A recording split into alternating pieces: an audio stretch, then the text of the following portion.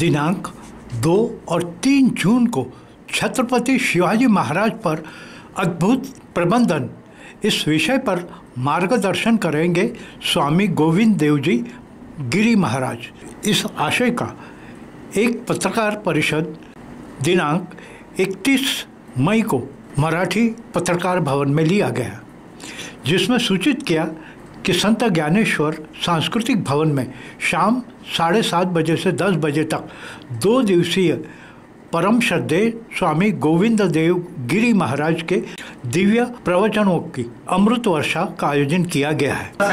विशेष संदेश घेऊन आणि व्याख्यानमाला मागील 7 वर्षापासून आयोजित करत आहे आणि तुम्हाला सगळ्यांना माहिती असेल की स्वामी गोविंद गिरीजी म्हणजे आज आपल्या ज्या अयोध्येचं राम मंदिर आहे त्याचे ते कोषाध्यक्ष आहेत आणि श्रीकृष्ण जन्मभूमीचे ते उपाध्यक्ष आहेत। आता जो राम मंदिराचा लोकार्पण सोहळा झाला होता त्याचे ते मुख्य त्यांच्या उपस्थितीमध्ये आणि त्यांच्या नेतृत्वामध्येच तो लोकार्पण सोहळा पूर्ण झाला होता आणि तुम्ही बघितलं पण असेल की मोदींचं जे उपवास होतं ते स्वामीजींच्या हस्तेच त्यांनी त्याचं पालन केलं होतं। तर अशी मोठी विभूती आज आपल्या शहरामध्ये आता 2 तारखेला येणार आहे आणि एक मोठा प्रोग्राम आपण सांस्कृतिक भवनामध्ये घेणार आहोत। तर त्या दृष्टीने त्या पूर्ण कार्यक्रमाची माहिती देण्यासाठी आज आम्ही ह्या पत्रकार परिषद आयोजित केलेली आहे। तर याच्यामध्ये मला तुम्हाला हे सांगायचं होतं की या वर्षीचा विषय जो आहे तो फारच म्हणजे समाजाला आवश्यक असताना आणि युवकांसाठी विशेष करून आम्ही आयोजित केलेलं आहे आणि ते म्हणजे छत्रपती शिवाजी महाराजांचं प्रबंधन। छत्रपती शिवाजी महाराज का अद्भुत प्रबंधन हिंदीमध्ये बोलणार आहे। तर हा विषय असणार आहे म्हणजे timeless management of Chhatrapati Shivaji Maharaj. आता आपण बघतो की मॅनेजमेंट म्हटलं की आजकाल आता आपल्या पुढे जे आहे सगळे जे आहे पाश्चिमात्य देशातील लोकांचे उदाहरण असतात।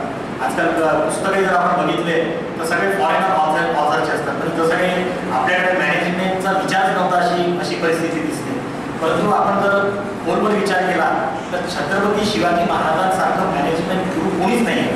अवघ्या 55 वर्षाच्या आयुष्यात 350 किल्ले त्यांनी बांधले किंवा सर केले आणि त्यांनी असं साम्राज्य स्थापन केलं की जवळजवळ म्हणजे आपण बघतो की आजपर्यंत जेवढेही राजे झाले तर त्याच्यामध्ये राजा संपल्यानंतर राज्य संपलं असं दिसतंय।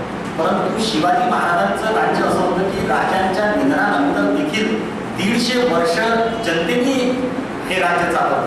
त्याच्यामुळे आपल्या सगळ्यांना आज जे आहे की महाराजांपासून प्रेरणा घेऊन त्यांचं मॅनेजमेंट शिकण्याची फार मोठी गरज आहे। आज जे आपले उद्योजक आहेत किंवा जे काही करू इच्छितात त्यांनी निश्चित मला असं वाटतं की महाराजांनी हे कसं केलं हे शिकण्याची फार मोठी आवश्यकता आहे। आपण आजकाल काय आहे की कोणताही विचार असेल तर पाश्चिमात्य देशांकडे बघतो, पण आपल्याकडे एवढे उत्तुंग विचार झाले, एवढे मोठे कर्तबगार लोक झाले तर त्यांचं सुद्धा आपण अध्ययन करायला पाहिजे। हा आमचा उद्देश आहे आणि तसंही महाराजांच्या राज्याभिषेकाला सुद्धा 4 जूनला 350 वर्ष होत आहे। तर हा देखील एक सुवर्ण योग आहे आणि त्या दृष्टीने आम्ही हा विषय ठेवलेला आहे। वेगवेगळे प्रवचन किंवा कीर्तनाचे कार्यक्रम हे वेगवेगळ्या संस्थेचे आयोजित होतात।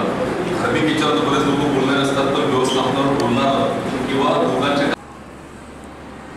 मैं राजेश मित्तल, अध्यक्ष rotary club of Amravati Amba नगरी, आप सभी को अमरावती वासियों को निवेदन करना चाहता हूँ कि 2 और 3 जून को स्वामी गोविंद देव गिरी जी महाराज जो कि अयोध्या राम मंदिर ट्रस्ट के कोषाध्यक्ष हैं, वे अमरावती में आ रहे हैं।